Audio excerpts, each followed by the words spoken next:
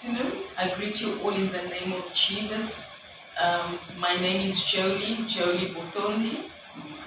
I'm married. I'm a married woman. I've married for 7 years now. I'm blessed with two beautiful children that I will share a bit of testimony about them a bit later in the video. Just an introduction about myself. I'm a lover of God. I'm a lover of people. Outspoken. I enjoy relationships and I value relationships. I love serving the Lord. I belong to a community church in Belleville, but I've got my own ministry that I am leading. It's called Women of Covenant Ministry, a group of women who really love the Lord, praying for our marriages, praying for our community, praying for families, praying for our children more specifically. So that's the ministry that I run together with a few of my friends. As I said, I am married. Like I said, married for 7 years. Within the 7 years of my marriage, in the beginning of our marriage, I conceived. Unfortunately, for the first year of our marriage, I lost the baby. 19 weeks, almost 20 weeks, 5 months pregnant. It was a baby boy. I lost the baby, and the doctors mentioned that it was due to abrupt membrane. It was such a challenging period in my life, challenging period in my marriage, because we were so excited, we were so expectant of this blessing of the Lord, and to come in here in March, in the month of March, the 3rd of March, that we've lost the baby. It was quite sad. Later in that journey, end of that very same year, I also conceived again, around about November, December, only to find out in December that it was a tube, a pregnancy inside the tube. So I had to be operated and to remove the baby from the tube. Luckily, the baby was not lying in the tube where they needed to cut the tube, but was lying outside the tube in the ovaries. Also very challenging season. It was hard to accept that as a child of God, I would go through so much. And it didn't end there. In 2016, I fell pregnant again, and I was due on the 25th of February 2017. On the 25th of January 2017, I went into labor. All was well throughout the journey of the pregnancy. They picked up a few hiccups, but when I went to the doctor on the 25th, when my water broke, I was in labor, only to find out that the baby's heartbeat was no longer there, and I had to give birth anyhow, being told that by the doctor that the baby is no longer there. I think that hit me very hard. It hit my husband very hard. We took it hard to understand. We took it hard to accept. I remember even us we were sitting in a room and we said, does the Lord even know us?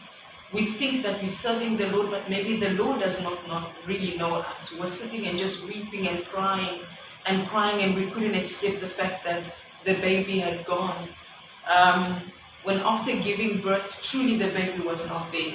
My husband prayed over the baby many times, kept checking all the time, will the baby wake up?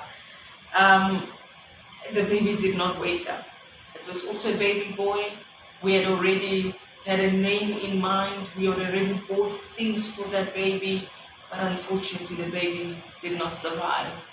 It was very hard. As a woman, I would speak on my behalf. It was very hard for me to accept that season of challenge, season of trial, season of testing.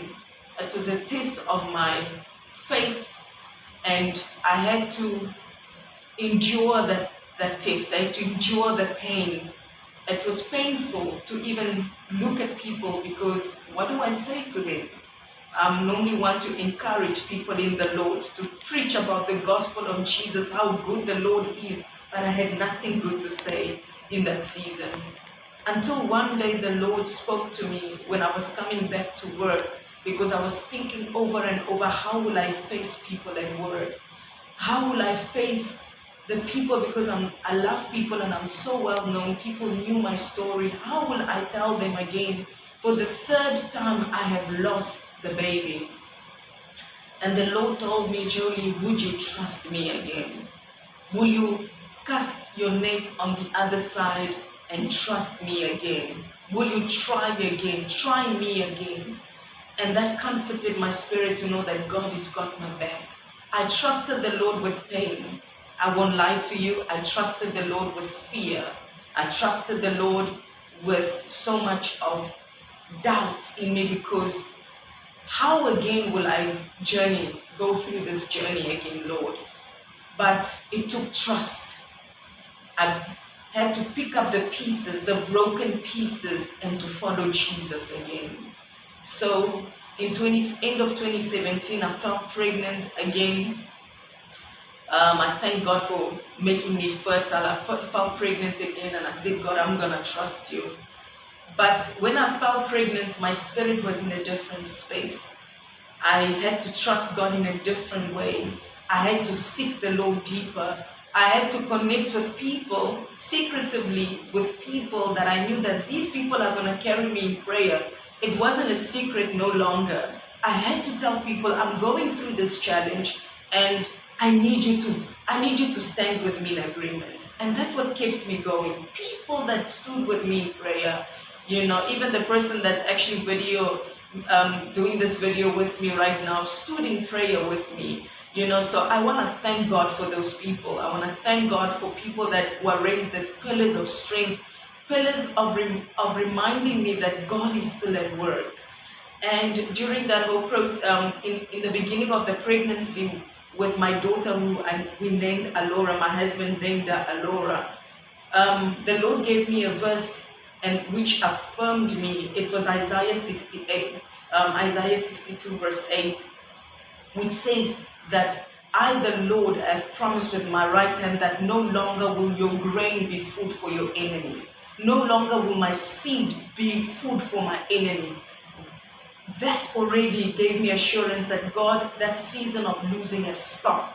No longer will my seeds of my womb be going to waste, be burnt in hospital, be left in hospital. No longer will that season, no longer will the enemy rejoice over my tears. And I stood with that in prayer. I stood with that, and today I carry two beautiful children. The first one who mocked the goodness of God, Alora. My husband named her Alora, which means God's light. And it comes from the book of John that says, darkness cannot extinguish light. Darkness will never overpower light. And the Alora came to bring the light of God into the darkness that we pass, into the darkest season of our marriage. And here, that is really my story. Somebody wants to know, how do I cherish my motherhood? For me, motherhood, I take it very personal. I take it personal because motherhood is something that, because of the story that I've been through, it's something very sensitive. It's something that I take very seriously. But for me, motherhood is destiny. Motherhood is living up, ensuring that your children live out the destiny that God has predestined them to live. Ensuring that the spiritual development they are growing, looking after or nurturing the spiritual development, the physical development, the emotional development. So for me, motherhood is very serious and it's very sensitive, and it's something that God takes very serious. So I don't play with that. When you're called a mother, it's a calling and a ministry on its own. And when I held my baby for the first time, after hearing, you've heard my story, it was a confirmation of God's goodness and faithfulness in my life. The Lord comforted me, the Lord counseled me, and He took away my tears that I've cried for those years prior to having her. And I have two beautiful children, Alora and Hannah. Hannah also a great testimony of God's grace. But Alora came to pave the way for the rest.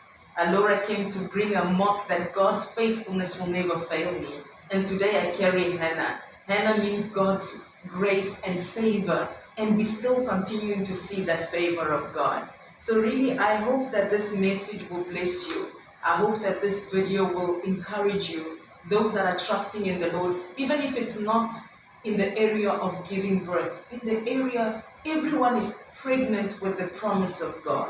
So when you are pregnant with that promise of God, you need to trust God in the process. Even in your doubt and your fear, you have to trust the Lord. So really, I hope and I trust that this message will encourage you. It will bless you, because it always blesses me. Wherever I go, this is like my status. I tell people of the journey that I've been through, and it always encourages me and reminds me of God's grace. Thank you.